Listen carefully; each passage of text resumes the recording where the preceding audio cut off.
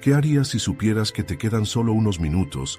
The family that vacations together stays together. At least, that was the plan. Except now, the Dastardly desk clerk is saying he can't confirm your connecting rooms. Wait, what? That's right, ma'am. You have rooms 201 and 709. No, we cannot be 5 floors away from our kids. The doors have double locks. They'll be fine. When you want connecting rooms confirmed before you arrive, it matters where you stay. Welcome to Hilton. I see your connecting rooms are already confirmed. Hilton, for the stay. This episode is brought to you by Indeed. When your computer breaks, you don't wait for it to magically start working again. You fix the problem. So why wait to hire the people your company desperately needs? Use Indeed's sponsored jobs to hire top talent fast. And even better, you only pay for results. There's no need to wait. Speed up your hiring with a $75 sponsored job credit at Indeed.com/podcast. Terms and conditions apply. Con las personas que más amas. ¿Les hablarías de lo urgente o de lo eterno? ¿Les dejarías una recomendación trivial o una misión que trascienda esta vida? Jesús, después de resucitar, no se detuvo a contar detalles de lo que vio en la muerte. No hizo discursos impresionantes sobre el cielo. No dio conferencias sobre ángeles, ni revelaciones sobre el fin del mundo. Lo que hizo fue simple, directo y eterno. Dio una misión. Una sola. La más grande. Id por todo el mundo y predicad el Evangelio a toda criatura. Marcos 16:15. ¿Has entendido que el cristianismo no es solo asistir a un templo, orar y esperar la eternidad? ¿Sabías que si conoces a Cristo, también has sido llamado a predicarlo? ¿O has dejado esa responsabilidad únicamente a los llamados, olvidando que todos los salvos son enviados? La gran comisión no fue dada a un grupo selecto de líderes espirituales. Fue dada a todos los que creen. Y aunque pasen los siglos, el mandato no cambia. Id a tu familia, a tu vecindario, a tu escuela, a las redes sociales, al rincón del mundo donde Dios te puso. Hoy el cielo sigue esperando una respuesta, porque la misión sigue en marcha. Y tú no fuiste salvado solo para sentarte, sino para ser enviado. Marcos 16:1-2. Se narra: cuando pasó el día de reposo, María Magdalena, María la madre de Jacobo y Salomé compraron especias aromáticas para ir a ungirle. Y muy de mañana, el primer día de la semana, vinieron al sepulcro, ya salido el sol. Cuando el día de reposo terminó, 3 mujeres se dirigieron al sepulcro con un propósito silencioso y doloroso: ungir el cuerpo del Maestro que había sido crucificado. Lo hacían por amor, por reverencia, por fidelidad. La muerte de Jesús había destrozado sus expectativas, pero no su devoción. La fe no siempre grita, a veces simplemente camina incluso en el amanecer del duelo. Su acto era una expresión de lealtad en medio del luto. Mientras avanzaban, no tenían un plan claro para remover la gran piedra que cerraba la tumba. Solo sabían que tenían que estar allí, y eso fue suficiente. Su amor y su obediencia las movieron más allá de la lógica. El Evangelio nos muestra que el primer paso en la misión no es tener todo resuelto, sino obedecer aun cuando todo parece oscuro. El relato continúa con un detalle sorprendente. Al llegar, vieron que la piedra, aunque muy grande, ya había sido removida. No fue su fuerza ni su planificación lo que la movió, fue el poder de Dios actuando en silencio antes de su llegada. Esta escena se convierte en un mensaje vivo para cada creyente. Lo que parece imposible de mover en nuestras vidas, Dios ya lo ha quitado cuando decidimos acercarnos a Él. La piedra representa todo obstáculo que intenta mantenernos en el dolor, en la resignación, en la desesperanza. Pero cuando Cristo resucita, esas barreras ya no tienen poder. En lugar de encontrar un cuerpo muerto, hallaron una revelación celestial. Dentro del sepulcro, un joven vestido de blanco, un mensajero del cielo, las esperaba con palabras que cambiarían la historia.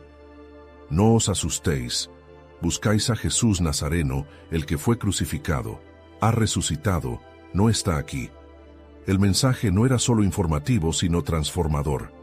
Dios no dejó que la resurrección pasara desapercibida. Eligió que fuese anunciada, no explicada por lógica humana, sino proclamada por una voz enviada del cielo. Lo más conmovedor es la instrucción que sigue: id, decid a sus discípulos, y a Pedro: Esta no es una simple nota de comunicación, es una señal de gracia. Pedro, quien lo negó, no fue olvidado. El mensaje de resurrección lleva consigo restauración. Antes de enviar a cientos y sin los suyos a predicar, Jesús los restaura. Antes de dar una misión, Él sana las heridas internas. Esta mención específica de Pedro muestra el carácter de un Dios que no descarta a los caídos, sino que los vuelve a levantar para darles un nuevo comienzo. El Evangelio se despliega no desde un trono de oro, sino desde una tumba vacía. No comenzó con multitudes, sino con 3 mujeres temerosas pero fieles. Dios usó lo débil para confundir lo fuerte. La misión que transforma al mundo no fue confiada a los poderosos de su tiempo, sino a quienes fueron capaces de presentarse, de ir aún sin entender todo, de llegar por amor. La tumba vacía no representa el final de la historia, es el punto de partida de una misión que atraviesa siglos, culturas y fronteras. Desde ese lugar nace el llamado a proclamar que Jesús vive. Lo que se esperaba que fuese un lugar de silencio, se convirtió en el escenario de la revelación más grande de la historia. La resurrección no es solo un evento para recordar, es el motor que impulsa la vida del creyente. Welcome to Sephora. I'm looking for a perfume that's not too perfumey. I got you. Serum moisturizer or moisturizer serum. Let's get into layering. My concealer is making me look worse. Sounds like the wrong shade. Let's get you matched. There's only one store that really gets what you're going for. Get beauty from people who get beauty. Only at Sephora. Hi, Let's get you a basket. Hey, the vibes are slipping. I think it's time to bring out the Velveeta shells and cheese. The holidays are a time to go all in on indulgence. Headline your meals with the rich, creamy meltiness of Velveeta shells and cheese and satisfy your holiday cravings like no other. Bring that main course energy to your side dish. Celebrate extra with Velveeta these holidays. Don't chew on that, Max. Cooper loves that chew, too. Oh, now he's into Cooper's food. Wow, he is loving it. What do you feed Cooper? Blue Buffalo Life Protection Formula. He never leaves a crumb. I love it because it's made with high-quality protein, nutrient-rich fruits and veggies, and wholesome whole grains. Looks like we're switching to Blue. Blue Buffalo foods are made with the superior ingredients your dog needs to thrive. Can your dog food say that? Visit feedbluefood.com to learn more. A cumplir su propósito eterno. El corazón de la fe cristiana no se basa en una tumba ocupada, sino en una tumba vacía. Desde allí brota la verdad que da sentido a todo. Cristo ha resucitado, y con él se levanta un pueblo llamado a predicar esa victoria. La misión comenzó allí, entre piedras y perfumes, con corazones temerosos pero dispuestos. Y continúa hoy, en cada vida que decide caminar con el mismo amor y obediencia. Marcos 16, 4-6. Se narra: pero cuando miraron vieron removida la piedra, que era muy grande, y entrando en el sepulcro vieron a un joven sentado al lado derecho, cubierto de una larga ropa blanca, y se espantaron. Mas él les dijo: no os asustéis, buscáis a Jesús Nazareno, el que fue crucificado. Ha resucitado, no está aquí, mirad el lugar en donde le pusieron. La escena que encuentran las mujeres en el sepulcro no corresponde a lo que esperaban. Todo lo que parecía firme y definitivo en el mundo natural, una tumba sellada, un cuerpo muerto, un destino trágico, había sido transformado por el poder sobrenatural de Dios. La piedra estaba removida. El cuerpo no estaba. La muerte había sido vencida. Lo irreversible había sido revertido. La piedra removida es el primer testimonio físico de que algo extraordinario había sucedido. El texto enfatiza que era una piedra muy grande, no fácil de mover, lo que indica que la acción que la desplazó no fue humana, sino divina. Este acto inicial ya nos introduce en el lenguaje del milagro, de lo imposible que se hace posible, del cielo interviniendo en los asuntos de la tierra. Dios no solo venció la muerte en espíritu, sino que lo hizo de forma visible, concreta, histórica. El detalle siguiente profundiza aún más el impacto espiritual del momento. Las mujeres, al entrar, ven a un joven sentado al lado derecho, vestido con una larga ropa blanca. Este no era un hombre cualquiera. Era un mensajero celestial, enviado con una misión específica: dar testimonio de la resurrección. La presencia del ángel no solo comunica un mensaje, sino que también valida la naturaleza divina del evento. La resurrección no es un rumor, ni un símbolo, ni una metáfora. Es un hecho certificado por el cielo. El ángel comienza su mensaje con palabras de consuelo. No os asustéis. Esto revela que el primer impacto ante una manifestación divina es muchas veces el temor. Pero este temor es rápidamente transformado en paz cuando se comprende la naturaleza del mensaje. El ángel reconoce su búsqueda. Buscáis a Jesús Nazareno, el que fue crucificado. Esta frase reconoce la realidad del sufrimiento y la muerte de Cristo. No la niega ni la minimiza.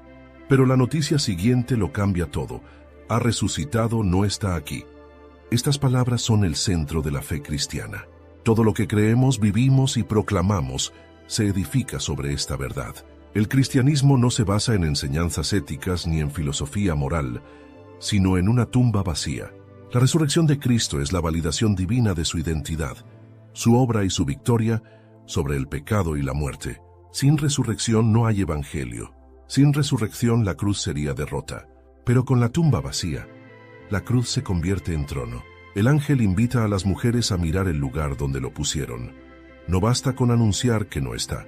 Es necesario que vean con sus propios ojos que el cuerpo no está allí. La fe que transforma no es ciega, es revelada. Dios no pide que creamos sin evidencia. Él mismo, por medio del ángel, muestra el lugar vacío como testimonio irrefutable de lo que ha ocurrido. Este sepulcro vacío no representa ausencia, sino presencia gloriosa.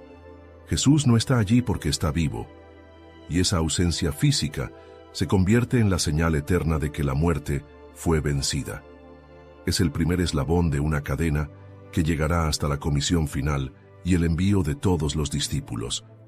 Pero todo comienza aquí, con una tumba vacía y un anuncio celestial. Este momento transforma por completo la historia humana. El temor que paralizaba ahora se convierte en misión que moviliza. Las lágrimas de duelo se transforman en voz que proclama. Las mujeres que fueron a ungir un cuerpo ahora llevan un mensaje de vida. Dios eligió que la noticia más poderosa del universo no fuera dada por reyes, ni profetas, ni ángeles a las multitudes, sino por seres celestiales a mujeres humildes. Porque en el reino de Dios, la disponibilidad pesa más que la posición, y la obediencia abre puertas que el mundo nunca imaginaría. El sepulcro vacío no solo prueba que Jesús vive, sino que prueba que Dios cumple todo lo que promete. La resurrección fue anunciada por el mismo Cristo en múltiples ocasiones, y en este instante glorioso, lo que parecía incomprensible para los discípulos se hace realidad. Todo lo que Él dijo se cumplió, y ese cumplimiento es nuestra garantía de que cada palabra escrita en las Escrituras será verdad para siempre. Este es el fundamento firme de nuestra fe. Jesús no fue vencido. La cruz no fue un fracaso. La tumba no fue su final. Fue el principio de una nueva creación. En Él, la muerte ya no es destino, sino transición. El sepulcro ya no es el fin del camino, sino la puerta a la gloria. Por eso el mensaje no se queda en el sepulcro. Tiene que salir de allí. La resurrección es verdad para proclamar, no para guardar en silencio. Desde ese momento, toda vida tocada por Cristo resucitado recibe un llamado: vivir como testigos del poder de aquel que venció la muerte y reina para siempre. Marcos 16, 6-8. Se narra: Mas él les dijo: No os asustéis, buscáis a Jesús Nazareno, el que fue crucificado, ha resucitado, no está aquí. Mirad el lugar en donde le pusieron. Pero id, decid a sus discípulos, y a Pedro, que él va delante de vosotros a Galilea. Allí le veréis, como os dijo. Y ellas se fueron huyendo del sepulcro, porque les había tomado temblor y espanto. Ni decían nada a nadie, porque tenían miedo. La tumba vacía no es el final del relato, sino el inicio del mensaje más poderoso que ha resonado en la historia humana. En medio de ese sepulcro que representaba el dolor más profundo, el ángel del Señor declara con voz firme y transformadora: ha resucitado, no está aquí. Estas pocas palabras separan al cristianismo de toda religión, sistema filosófico o doctrina humana.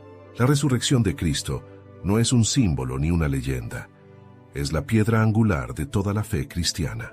Sin ella, el Evangelio no tendría poder. La cruz sería una tragedia y la esperanza sería una ilusión. Este anuncio marca un antes y un después. Jesús fue crucificado. Eso es historia. Pero resucitó. Eso es eternidad. No se trata solo de que el cuerpo no estaba. Se trata de que el Hijo del Dios viviente había derrotado a la muerte. Y esa victoria tiene consecuencias eternas. Todo lo que parecía perdido fue restaurado. El reino que parecía haberse desvanecido en la cruz resurge ahora con gloria desde una tumba vacía. El ángel no solo confirma la resurrección, también activa una instrucción divina. Id, decid a sus discípulos y a Pedro. No basta con saber que Jesús vive, hay que comunicarlo, hay que proclamarlo. La resurrección exige un anuncio, y no es un anuncio general, sino profundamente personal. Se menciona a Pedro por nombre, el mismo Pedro que negó a Jesús en su hora más oscura, el mismo que lloró amargamente, lleno de vergüenza y fracaso. Pero ahora, Dios lo incluye directamente en el mensaje de restauración. Esta mención es más que una notificación, es una invitación al perdón. Es la prueba de que la resurrección de Cristo no solo vence la muerte física, sino también el peso del pecado y el quebranto personal. Dios no olvida a los caídos, no ignora al que tropezó. Pedro es llamado por nombre para saber que, aunque falló, la gracia lo sigue alcanzando. La cruz no solo canceló la deuda, sino que la resurrección abrió un camino de restauración. Este mensaje sigue siendo verdad hoy. Ningún error humano es más grande que la misericordia de Dios revelada en el Cristo resucitado. El ángel también menciona que Jesús va delante de ellos a Galilea. Esto no es un detalle geográfico sin sentido. Galilea fue el lugar donde todo comenzó. Allí Jesús llamó a sus discípulos. Allí les enseñó, les habló del reino, les reveló quién era. Ahora, después de la resurrección, Jesús regresa al punto de inicio, pero no para repetir el pasado, sino para relanzar su misión con poder renovado. Galilea representa un nuevo comienzo, no solo para los discípulos, sino para el mensaje del Evangelio. El Cristo resucitado no espera en la tumba. Va adelante, guiando a los suyos y esperando reencontrarse con ellos para enviarlos al mundo. La reacción de las mujeres es profundamente humana y espiritualmente significativa. Se fueron del sepulcro llenas de temblor y espanto. No dijeron nada a nadie, porque tenían miedo. El impacto de la gloria divina las sobrecogió. El miedo no fue por duda, sino por la abrumadora conciencia de que algo sobrenatural había ocurrido. Habían ido a honrar a un muerto, y se encontraron con la vida eterna, encarnada en un anuncio celestial. Este temor reverente refleja cómo actúa el poder de Dios cuando irrumpe en la vida humana. No es emoción superficial, es temblor sagrado, es reverencia ante la gloria. La resurrección no es una historia para entretener el corazón, es una realidad que transforma el alma, que sacude todo lo que creíamos seguro y nos obliga a decidir. ¿Seguiremos viviendo como si Cristo estuviera en la tumba? ¿O viviremos con la convicción de que Él reina? Estas mujeres, aunque primero callaron, fueron las primeras portadoras del Evangelio de la resurrección. No fueron teólogas, no fueron discípulas oficiales, pero fueron testigos, y eso basta. Dios sigue llamando hoy a corazones temerosos, pero disponibles para cargar el mensaje que cambia el destino de la humanidad. El mensaje del ángel no ha cambiado. Aún resuena en cada generación, en cada lengua, en cada rincón del mundo. Jesús fue crucificado, pero ha resucitado, y no está aquí. Él va delante de ti. Búscalo donde Él dijo que estaría. Síguelo, proclámalo, vívelo. Porque el Evangelio no se trata de mantener la fe en una tumba vacía. Se trata de seguir al Rey vivo, que va delante de nosotros llamando, restaurando y enviando. Marcos 16:7. Se narra: pero id, decid a sus discípulos y a Pedro, que Él va delante de vosotros a Galilea. Allí le veréis, como os dijo. Después del anuncio glorioso de la resurrección, el mensaje del ángel se torna profundamente personal. Dios no solo comunica una noticia universal, sino que extiende un llamado directo a los que le fallaron, a los que dudaron, a los que huyeron. En particular, el texto subraya una frase que resuena con fuerza redentora: y a Pedro. Estas 3 palabras encierran todo el poder de la gracia que restaura. Porque cuando Dios llama por nombre a quien lo negó, revela el verdadero corazón del Evangelio. Pedro había sido el más impulsivo, el más apasionado, el primero en declarar que jamás abandonaría al Maestro, pero también fue el primero en negarlo públicamente, y no una sino 3 veces. Su última mirada a Jesús fue desde el patio del sumo sacerdote, cuando el gallo cantó y la vergüenza lo cubrió como un manto oscuro. Pedro no vio el sepulcro, no fue a buscar el cuerpo. Estaba escondido, atrapado en su fracaso, desmoronado por su culpa. Y sin embargo, el mensaje de la resurrección lo incluye específicamente. El ángel no dice solo a los discípulos, sino a los discípulos y a Pedro. No porque Pedro ya no fuera considerado parte del grupo, sino porque su herida necesitaba un toque especial de restauración. El Evangelio alcanza al colectivo, pero también sana al individuo. La gracia es suficiente para todos, pero también lo suficientemente íntima como para buscar al que más lo necesita. Este llamado es una medicina para el alma rota. Pedro no lo había pedido, no se había acercado aún, pero Dios tomó la iniciativa. Eso es lo que hace la gracia. Va en busca del herido antes de que éste tenga fuerzas para levantarse. Jesús sabía dónde estaba Pedro. Sabía que lo que él más necesitaba no era una reprimenda, sino una oportunidad para comenzar de nuevo. Este acto de redención no ocurre en privado, sino dentro del mensaje de la resurrección. Dios quiso que las mujeres lo supieran, que los otros discípulos lo escucharan, que Pedro mismo lo oyera de labios de otros. Él no fue excluido. Él fue recordado. Él fue perdonado. Así es la gracia restauradora del Cristo resucitado. No condena, levanta. No señala el pasado, abre el futuro. No recuerda la caída, sino la promesa. Además, el ángel afirma: Él va delante de vosotros a Galilea. Allí le veréis como os dijo. Esta es una promesa fiel. Jesús no improvisa. Él ya había anticipado ese encuentro. La traición no lo sorprendió. Are you a forward thinker? Then you need an HR and finance platform that thinks like you do. Workday is the AI platform that helps propel your organization, your workforce, and your industry into the future. Workday, moving business forever forward. Did my card go through? Oh no. Your small business depends on its internet. So switch to Verizon Business. And you could get LTE business internet starting at $39 a month when paired with select business mobile plans. That's unlimited data for unlimited business. There we go. Get the internet you need at the price you want. Verizon Business.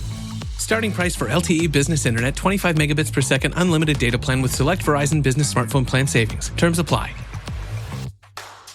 Okay, Chad. Today you're gonna drive the all-electric Toyota BZ. But my electric vehicle phobia. I'm not ready, Dr. Ross. I believe in you. Oh my gosh. We're inside it. Try to take deep breaths, okay? The ventilated seats, they're touching me. You can do this, Chad. Drive the car. How do you feel, Chad? I feel cured. Woohoo! I'm doing it! I'm doing it! The all-electric BZ. One drive can change your mind. Toyota. Let's go places. La negación no cambió sus planes. El amor de Dios no depende de nuestra consistencia, sino de su fidelidad. Él ya había dicho que después de resucitar, los encontraría en Galilea, y ahora simplemente está cumpliendo su palabra. Galilea, como mencionamos anteriormente, no es solo un lugar geográfico, es el lugar del comienzo. Es allí donde Pedro fue llamado por primera vez, donde Jesús lo encontró pescando y le dijo: Venid en pos de mí, y os haré pescadores de hombres. Marcos 1, 17. Y es allí donde volverá a encontrarlo para renovarlo, no como pescador, sino como pastor. El regreso a Galilea simboliza el reinicio del llamado, no desde el mismo punto, sino con una nueva profundidad, marcada por el quebranto, pero sellada con poder. Esta parte del relato de Marcos, aunque breve, es una de las más intensas espiritualmente, porque nos muestra que la resurrección no solo proclama vida eterna, sino también restauración presente, que Dios no está buscando discípulos perfectos, sino corazones quebrantados que estén dispuestos a ser restaurados. Pedro representa a todos los que han caído, a los que han llorado en secreto por sus errores, a los que creen que ya no hay vuelta atrás. Y la palabra del ángel viene a romper esa mentira. Dile a Pedro que Jesús lo espera. Esta es la naturaleza del Evangelio. El Cristo resucitado no se limita a esperar que lo busquemos. Él toma la iniciativa, sale al encuentro del caído, menciona al olvidado, llama por nombre al que piensa que ha sido descartado, y lo hace para que sepa que aún hay propósito, que la historia no ha terminado, que su lugar en la misión sigue intacto. El mensaje es claro. El mismo que resucitó de entre los muertos es el que restaura a los caídos y los vuelve a levantar. Cristo no solo venció la tumba, venció también nuestras culpas, nuestras vergüenzas, nuestras traiciones. Y hoy sigue llamando a los suyos, no para condenarlos, sino para reconciliarlos con su propósito eterno. Marcos 16, 9, 14. Se narra: habiendo pues resucitado Jesús por la mañana, el primer día de la semana, apareció primeramente a María Magdalena, de quien había echado 7 demonios. Yendo ella, lo hizo saber a los que habían estado con él, que estaban tristes y llorando. Ellos, cuando oyeron que vivía y que había sido visto por ella, no lo creyeron. Pero después apareció en otra forma a 2 de ellos, que iban de camino yendo al campo. Ellos fueron y lo hicieron saber a los otros, y ni aun a ellos creyeron. Finalmente, se apareció a los 11 mismos, estando ellos sentados a la mesa, y les reprochó su incredulidad y dureza de corazón, porque no habían creído a los que le habían visto resucitado. La resurrección de Cristo no solo fue un acto de poder divino, sino también una prueba directa a la fe de sus discípulos. El Cristo resucitado se revela, pero sus testigos iniciales enfrentan una realidad difícil de aceptar. Los que habían seguido a Jesús con fervor ahora no podían creer que Él realmente había resucitado. Esta parte del relato revela un aspecto profundamente humano de la fe. Cuando el dolor, la pérdida y la confusión nublan la visión espiritual, incluso los corazones más cercanos pueden endurecerse. María Magdalena es la primera en presenciar la gloria de Cristo resucitado. Ella no fue elegida por azar. Había sido liberada de 7 demonios. Había conocido en carne propia el poder transformador de Jesús. Su vida restaurada era un testimonio viviente de la gracia. Ella no solo había estado al pie de la cruz, sino también en la tumba vacía. Fue fiel en la muerte y ahora era enviada en la vida. Su anuncio no fue una teoría, fue testimonio directo. He visto al Señor. Pero los discípulos no lo creyeron. Estaban tristes y llorando, encerrados en su dolor, atrapados en la lógica del luto, sin espacio para la esperanza. La incredulidad no se presenta aquí como rebeldía abierta, sino como el resultado de un corazón herido. El sufrimiento no solo debilita las emociones, también distorsiona la percepción espiritual. La tristeza los tenía ciegos. Lo que debería haber sido un motivo de gozo fue descartado como una ilusión. Así actúa la fe adormecida. Filtra la verdad a través del trauma y niega lo que no puede entender. Después, Jesús se aparece en otra forma a 2 de ellos que iban camino al campo. Este episodio, que en otros evangelios se amplía en el conocido camino a Emaús, muestra la persistencia de Cristo en revelarse. Él no se detiene ante la incredulidad inicial. Busca a los suyos en el camino, en medio de su desconcierto, y se hace presente incluso cuando no lo reconocen. Y sin embargo, cuando estos 2 discípulos regresan a contar lo sucedido, nuevamente son rechazados. Ni siquiera sus palabras bastaron para mover la fe de los otros. Finalmente Jesús se presenta a los 11. No viene con dulzura, sino con autoridad. No los ignora, tampoco los descarta, pero sí los confronta. La Escritura dice que les reprochó su incredulidad y dureza de corazón. Esta reprensión no es un castigo, sino una corrección. Jesús no los reprende por temor, ni por fallas pasadas, sino por no creer en el testimonio de aquellos que lo vieron vivo. La fe no puede edificar el reino si desprecia el testimonio del poder de Dios. La incredulidad, en este contexto, no es simplemente una falta de información. Es una resistencia interior a abrazar la verdad cuando ya ha sido revelada. Jesús había anunciado repetidas veces que resucitaría. Lo había dicho claramente. Había preparado a sus discípulos para ese momento. Pero aún así, cuando la hora llegó, sus corazones estaban cerrados. Esta dureza no fue por ignorancia, sino por una fe que se había dormido. Este pasaje nos enseña una verdad poderosa. La resurrección es un llamado a despertar la fe dormida, a romper con la lógica del dolor y abrazar la realidad divina, aunque no se comprenda del todo. El Cristo resucitado no solo vence la muerte, también confronta el corazón endurecido de los suyos y lo despierta para la misión. A pesar de la incredulidad, Jesús no cancela el propósito. Después de reprenderlos, los enviará. Después de corregirlos, los usará. Esto nos revela el carácter del Señor. No busca seguidores perfectos, sino transformados. No necesita que comprendamos todo, sino que estemos dispuestos a creer a pesar de las heridas. La fe auténtica nace cuando el alma herida se rinde ante el poder del Cristo resucitado. Los discípulos no fueron descartados por su lentitud en creer. Fueron redirigidos, reprendidos, sí, pero también reinstalados en su llamado. Porque Dios no obra a través de los que nunca dudan, sino a través de aquellos que se levantan después de haber sido confrontados por su verdad. La fe es una batalla, especialmente cuando la esperanza ha sido golpeada, pero Jesús no se aparta. Él viene, se presenta, habla, confronta y restaura. Y ese proceso no es una excepción para unos pocos, es el patrón divino que sigue repitiéndose en cada generación. Marcos 16:15.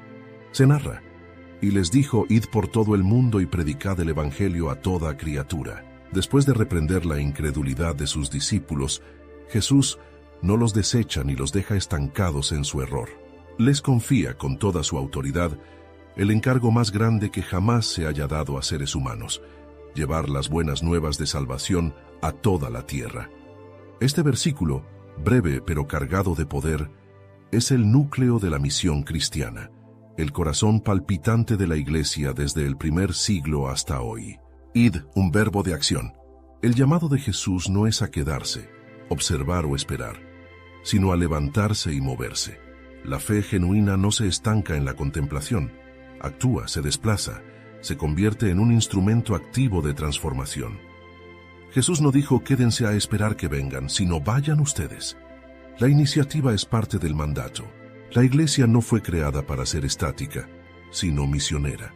La resurrección no es una verdad para ser guardada en silencio, sino una realidad que impulsa a caminar hacia otros con un mensaje que salva. Por todo el mundo, la misión no tiene fronteras. Jesús derriba toda limitación geográfica, cultural, étnica o social. La salvación no es exclusiva de una nación ni de un pueblo. El Evangelio es para todos, en todas partes. Esta declaración rompe los esquemas del judaísmo tradicional y abre las puertas a cada rincón del planeta. No hay tierra demasiado lejana, ni cultura demasiado diferente. Donde hay una criatura humana, hay un alma que necesita oír el mensaje de redención. Predicad el Evangelio. El contenido de la misión no es una ideología ni una filosofía humana. Es el Evangelio, las buenas nuevas, de que Cristo murió por nuestros pecados, resucitó al tercer día y ofrece vida eterna a todo aquel que cree. Predicar el Evangelio es proclamar la gracia, la verdad y el poder de Dios revelados en Jesucristo. No se trata solo de hablar, sino de proclamar con autoridad lo que el cielo ha revelado. Esta proclamación no es una sugerencia piadosa, sino una urgencia celestial, porque el Evangelio no es una opción más, es la única esperanza para una humanidad perdida. A toda criatura, el mensaje es universal.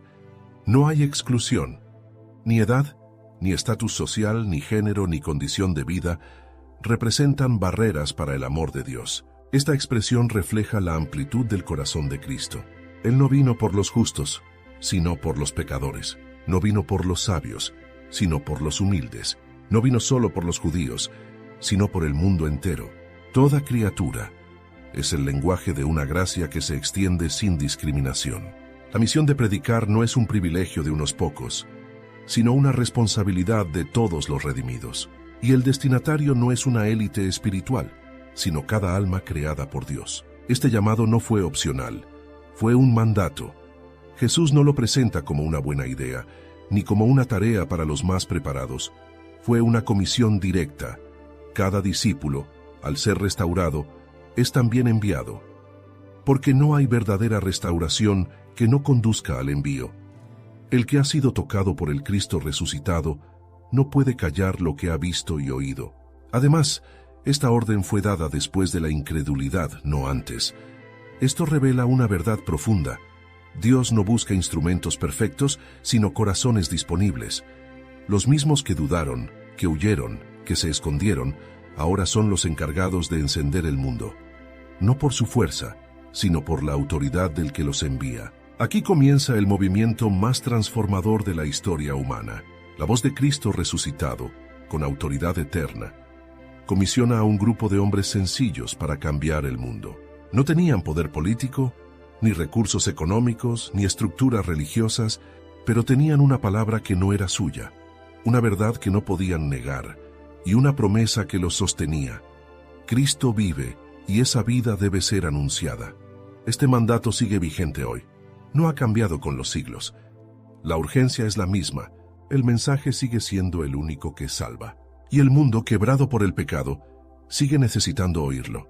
El Cristo resucitado no nos llama solo a creer en Él, sino a llevar su voz a todo el mundo.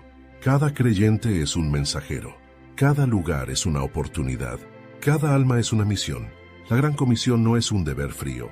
Es una respuesta al amor de aquel que venció la muerte por nosotros. Ir por todo el mundo no es solo obediencia, es gratitud. Es caminar con los pies del Maestro, hablar con su compasión y anunciar con convicción que hay esperanza para todos los que se arrepienten y creen en Él. Marcos 16:16. Se narra: el que creyere y fuere bautizado será salvo, mas el que no creyere será condenado. Después de dar el mandato universal de predicar el Evangelio a toda criatura, Jesús revela con claridad solemne las consecuencias eternas de la respuesta a ese mensaje. Este versículo nos saca de cualquier comodidad teológica o neutralidad espiritual. En él se establece una verdad ineludible. La salvación no es automática ni es heredada. Depende de una decisión personal ante el Evangelio. El que creyere. La fe es el primer paso. Creer en Cristo no significa solo aceptar que existió, sino confiar plenamente en que su muerte y resurrección son suficientes para el perdón de nuestros pecados y la reconciliación con Dios. No se trata de una creencia mental o cultural, sino de una fe activa, que transforma la vida y se somete a la voluntad de Dios. La fe que salva no es pasiva, es un acto interior profundo que reconoce la necesidad de redención y se aferra a la obra de Cristo como única esperanza, y fuere bautizado. El bautismo no es un requisito mágico ni una obra que salva por sí misma, pero sí es la evidencia externa de una fe interna. Es la respuesta pública del corazón que ha creído. El bautismo es obediencia, es entrega, es identificación con la muerte y resurrección de Cristo. El creyente que se bautiza está declarando: mi vieja vida ha muerto, y ahora vivo para Cristo. El bautismo confirma la fe, la sella como testimonio visible ante Dios, ante el mundo y ante uno mismo. Es un acto de obediencia que no puede ser separado del discipulado genuino. Será salvo. Aquí está la promesa gloriosa. La salvación es real, posible y segura para todo aquel que cree y se entrega. Ser salvo no es solo escapar del juicio. Wish you could become a morning person? You know the type, up before the sun, early morning runs, first one to the office with donuts and a smile. How do they do it? Easy. With the new Galaxy Watch 8, sleep tracking and personalized insights from Samsung Health help you improve so you can wake up to a whole new you. One who, dare I say it, skips the snooze? It's possible. Train your sleep with Galaxy Watch 8. Learn more at Samsung.com. Requires compatible Samsung Galaxy phone, Samsung Health app, and Samsung account. Big news. Sephora is now on Uber Eats. So if you find yourself facing a beauty emergency, like needing a last-minute gift, or you're just out of your favorite mascara, again, don't panic. We got you. Order now and get $10 off on Sephora orders of $50 or more on the Uber Eats app. Order now. Offer ends October 30th. One order per customer. Additional terms apply. See app for availability. Delivery fees may apply. Building a portfolio with Fidelity Basket Portfolios is kind of like making a sandwich. It's as simple as picking your stocks and ETFs, sort of like your meats and other toppings, and managing it as one big, juicy investment. Now that's pretty good.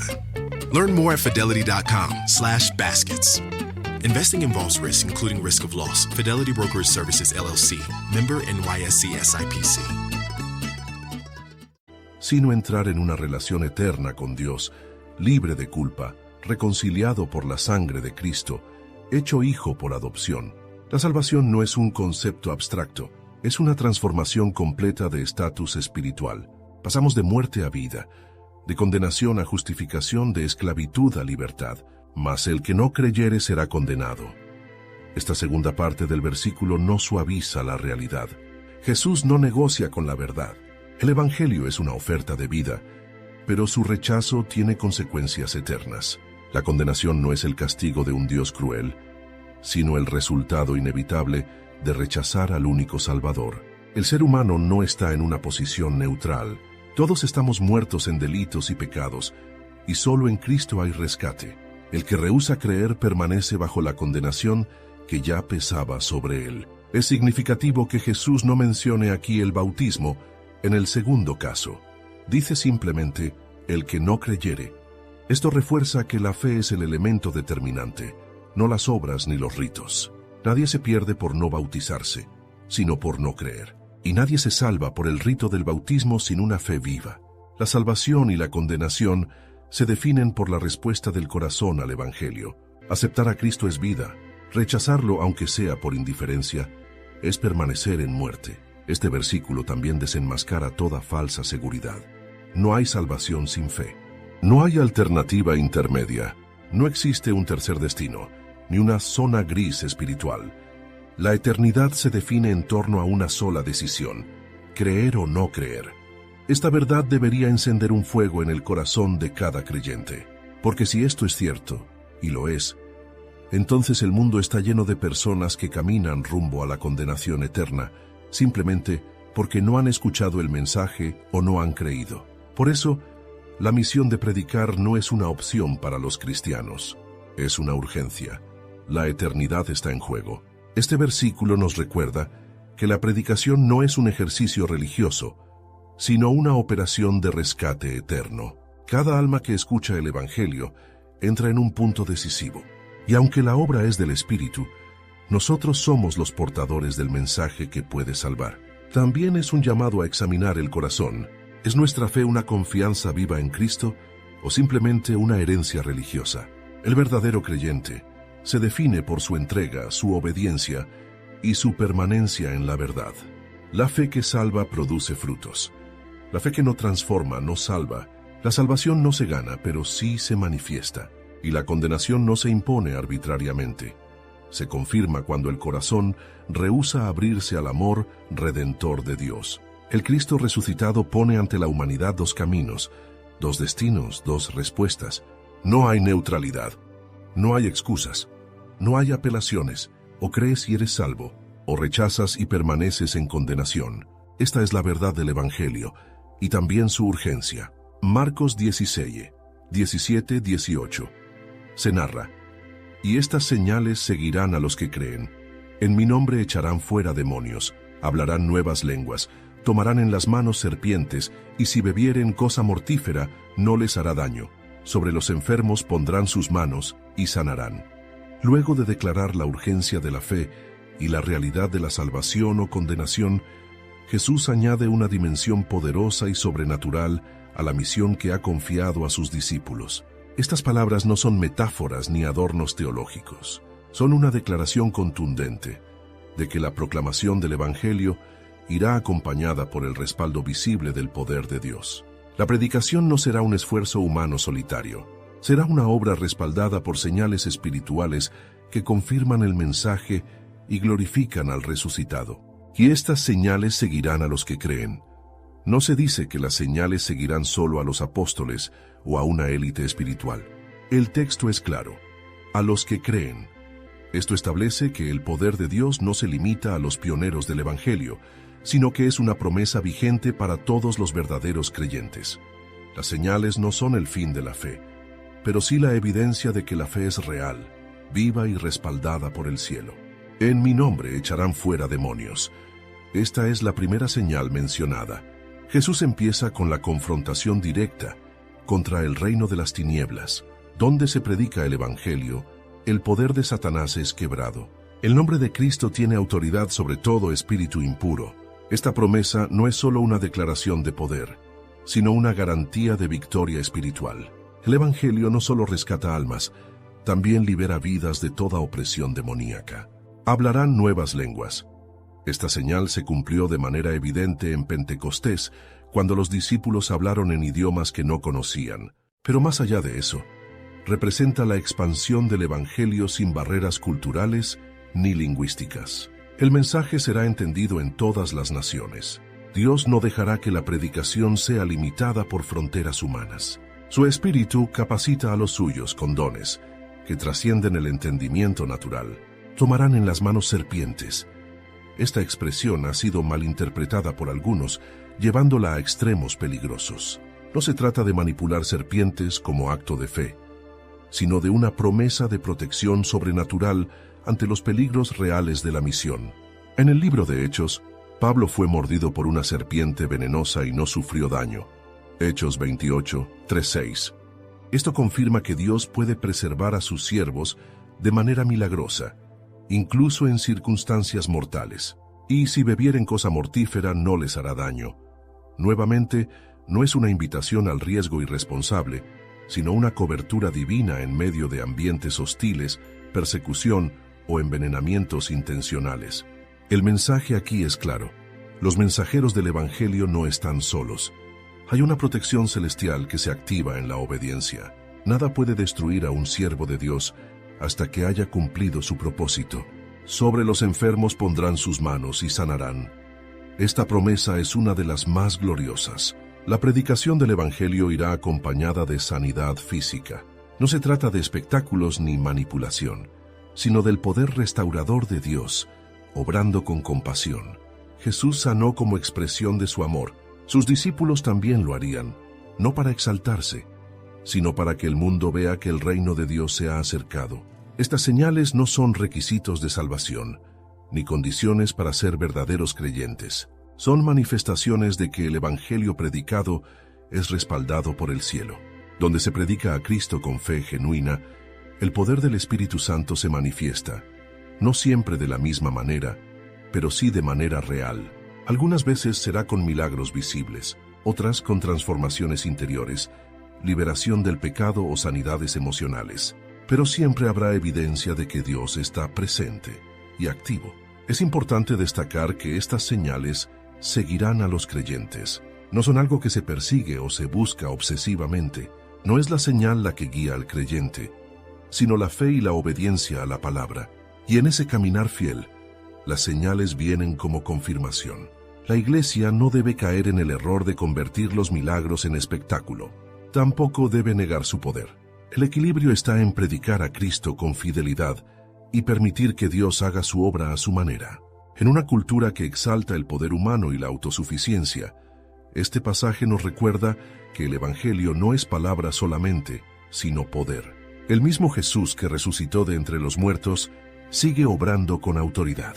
Su nombre no ha perdido fuerza, su espíritu no se ha retirado, y su iglesia sigue siendo el canal por el cual el cielo toca la tierra. Estas señales no son trofeos del ego humano, son testigos del poder de Dios en favor de los que creen. No glorifican al predicador, glorifican al Señor, y su propósito no es entretener, sino respaldar la verdad de que Jesús vive, salva, libera, protege y sana. Marcos 16, 19. Se narra, y el Señor, después que les habló, fue recibido arriba en el cielo y se sentó a la diestra de Dios. El Evangelio de Marcos concluye con una afirmación gloriosa y definitiva.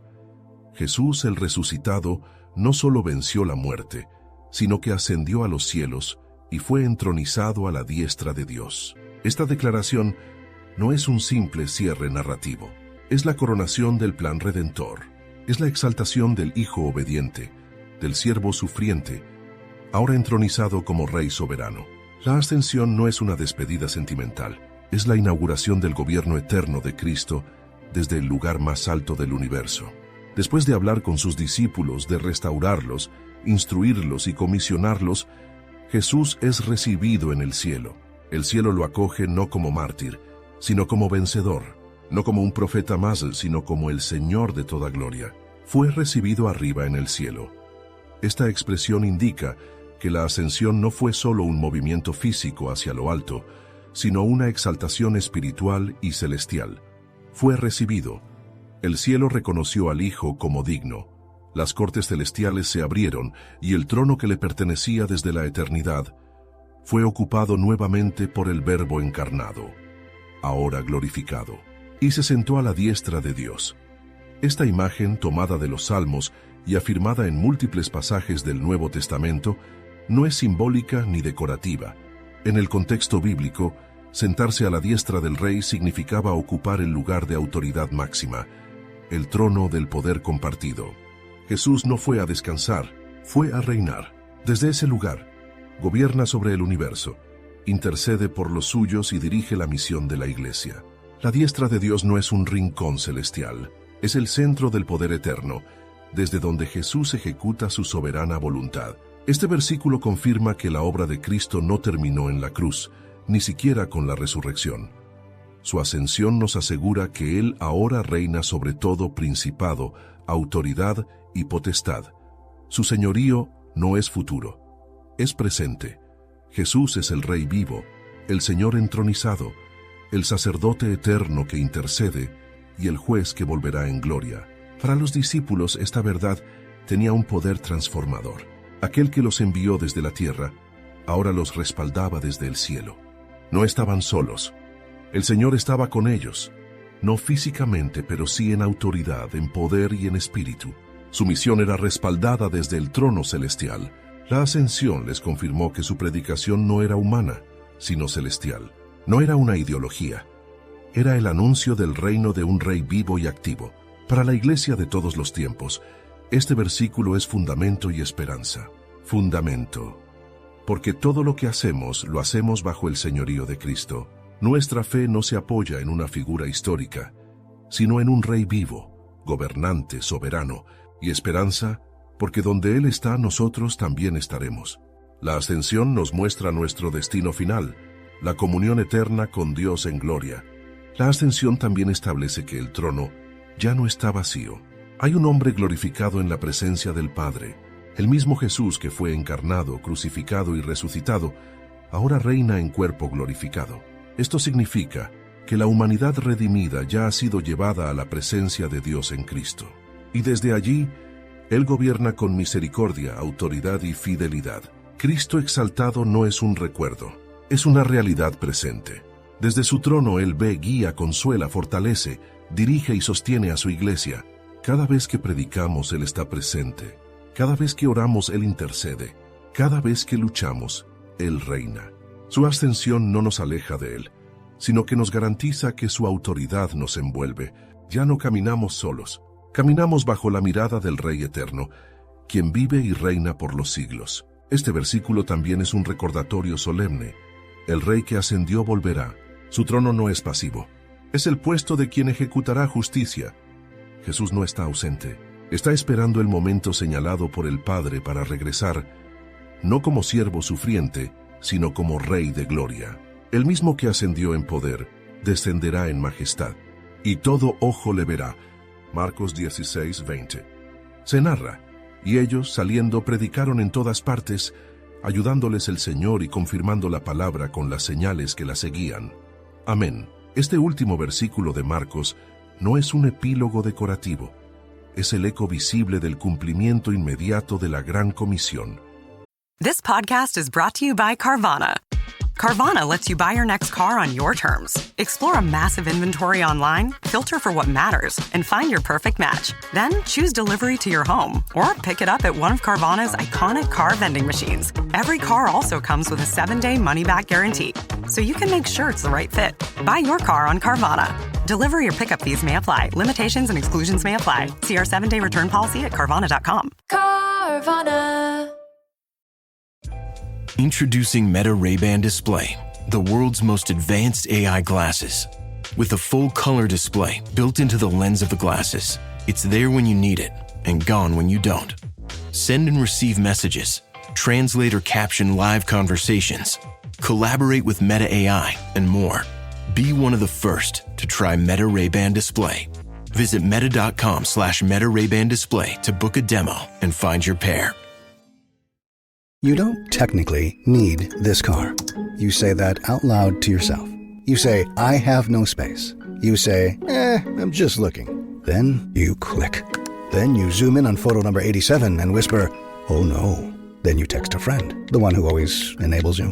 You say to yourself, this is the last one, knowing it is not. You don't need this car. But maybe, just maybe, this car needs you. Bring a trailer. It's never just a car. Lo que Jesús ordenó, ellos lo obedecieron. No discutieron, no lo razonaron, no se encerraron en debates, salieron. Esta es la imagen de una iglesia que entiende su llamado. Predicar con urgencia, con poder y con convicción. A ellos saliendo. No se quedaron estáticos, no permanecieron encerrados en la seguridad de una comunidad protegida. Salieron. Esta palabra encierra movimiento, valentía, obediencia. Salieron de su zona de comodidad. Salieron sabiendo que les esperaban persecución, rechazo, escasez, soledad y posiblemente la muerte. Pero salieron porque habían visto al resucitado y eso cambió todo.